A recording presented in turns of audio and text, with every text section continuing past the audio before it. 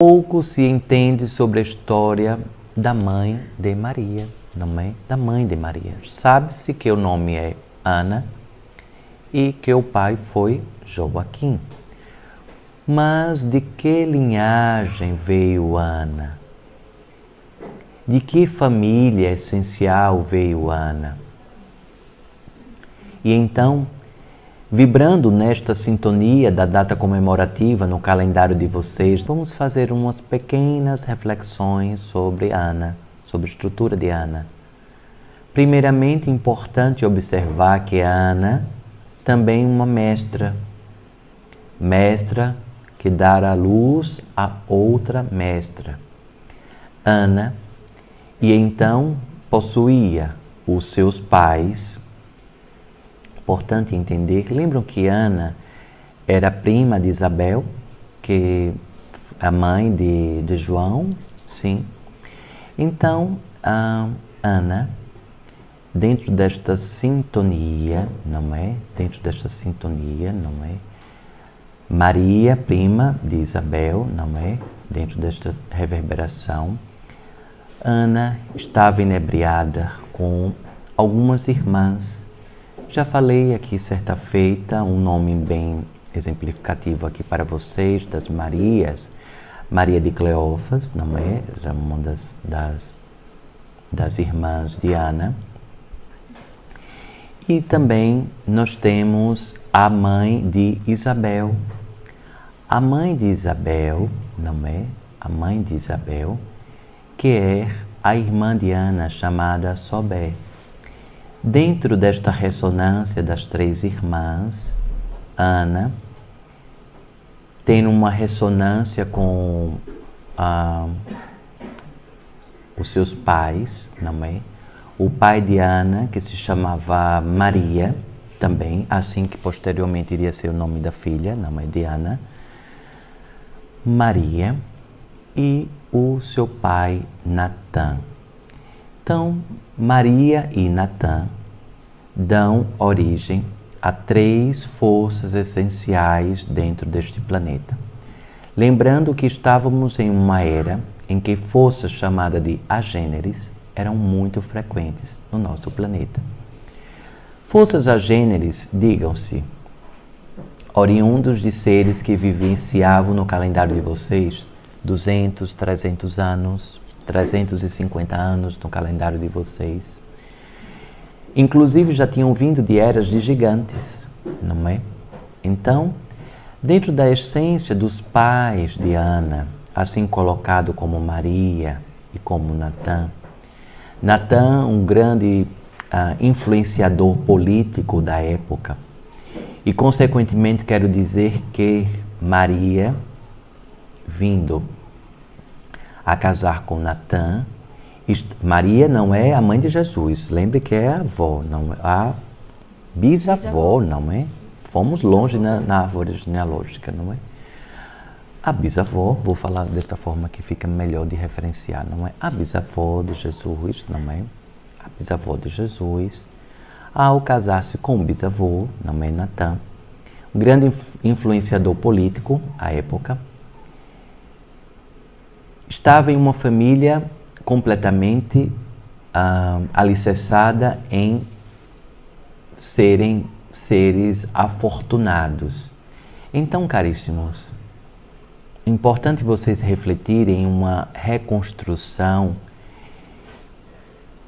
de miserabilidade que muitas vezes coloca-se na estrutura de Jesus, de Maria, de José, de Joaquim, de Ana, dos pais de Ana, que aqui estou mencionando. Não eram famílias que estavam em situação de miserabilidade. Ana foi iniciada e apresentada ao templo, assim como todas as mulheres da época em suas linhagens. Ana aprendeu todas as essências que hoje vocês entendem cada vez mais dos resgates ao feminino, dos planos alquímicos, da fitoterapia, da alquimia das ervas. Ana, uma grande conhecedora, principalmente da cerâmica. Ana, por meio da sua grande criatividade e por seus sonhos de presságios, era sempre consagrada como se fosse uma grande consultora à época.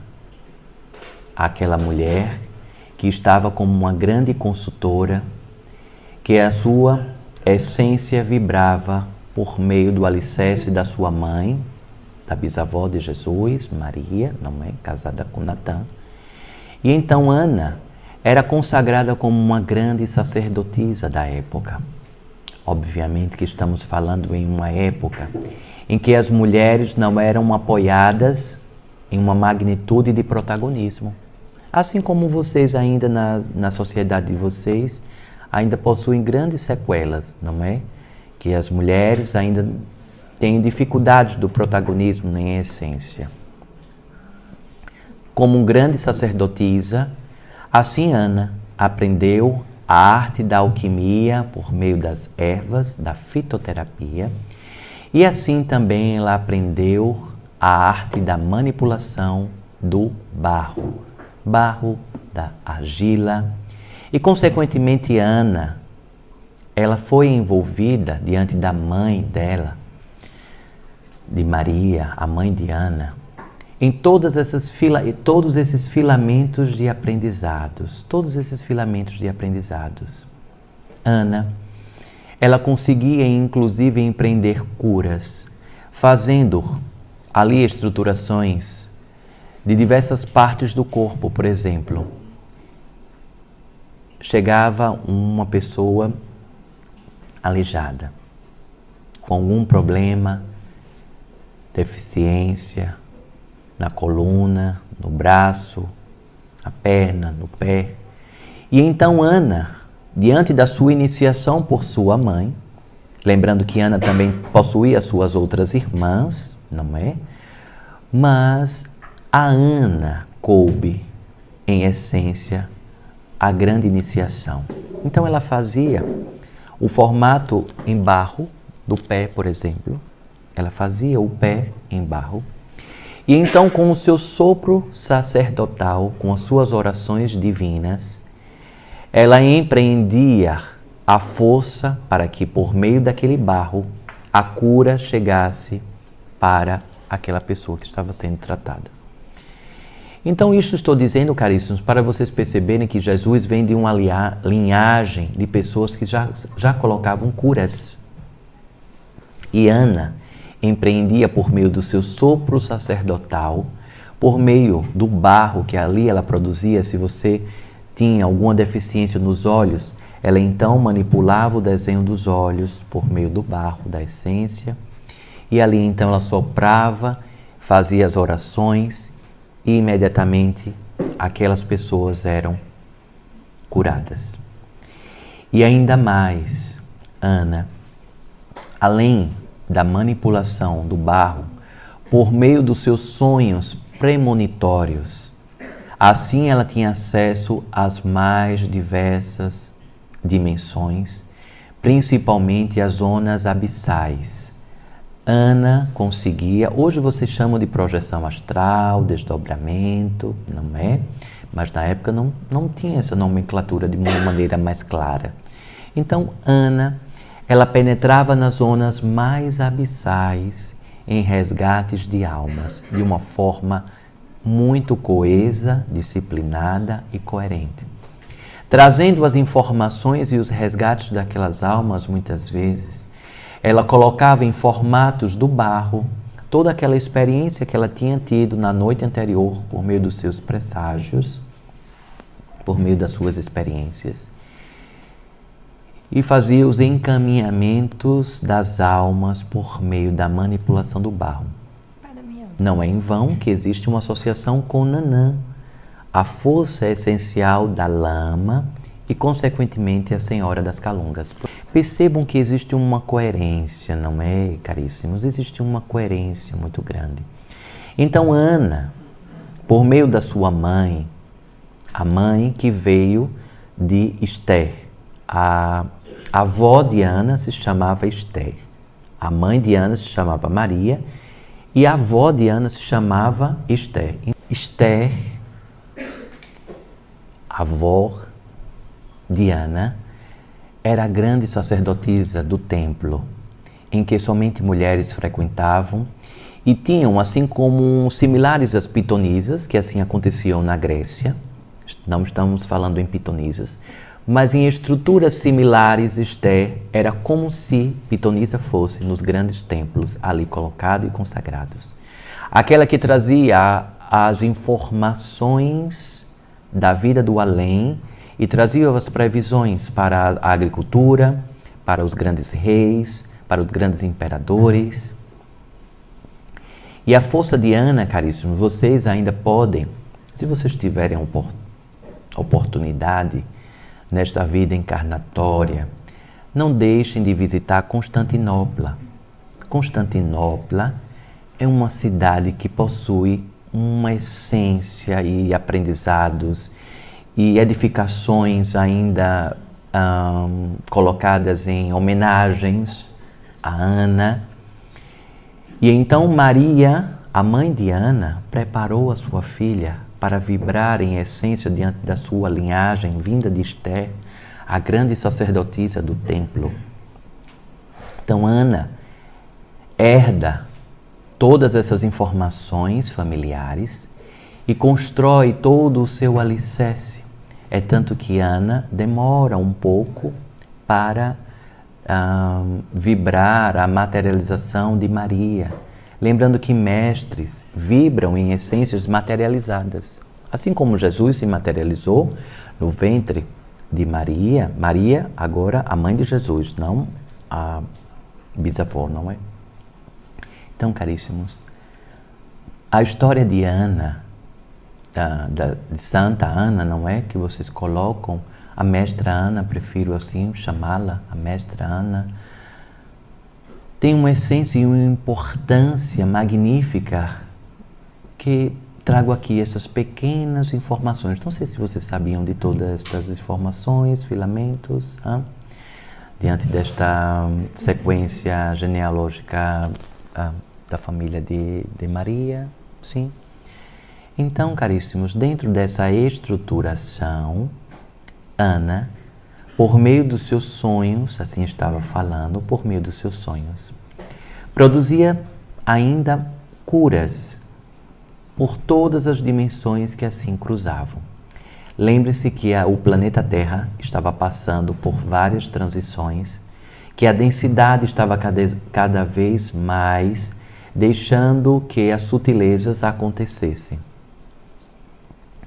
Na época ainda pretérita de Esther, a tataravó de Jesus também, pela linhagem materna, era uma vibração em que vocês possuem uma frequência de 528 Hz, a frequência do amor. Esta frequência era entoada pelas grandes sacerdotisas e assim vibrava toda a magnitude em raios e raios por quilômetros e quilômetros da força do amor. Imagine quantas pessoas eram curadas. Diversas pessoas eram curadas pela entonação da vibração de 528 Hz, o Hz do amor. Então, caríssimos, dentro daquela família influenciadora na sociedade, assim Natan conseguiu criar a sua filha letrada. Então, para uma mulher ser letrada, ou seja, ser alfabetizada, era muito raro. As mulheres, elas não eram alfabetizadas, porque elas estavam imersas nos afazeres somente domésticos. Então, percebam que a linhagem dos mestres vem em uma diferenciação à estruturação de costumes da época. Ana nasce desse berço fértil e desse berço fértil ela tem Maria materializada em seu ventre e ela tem Maria, similar àquilo que todos vocês já entendem da história, não é?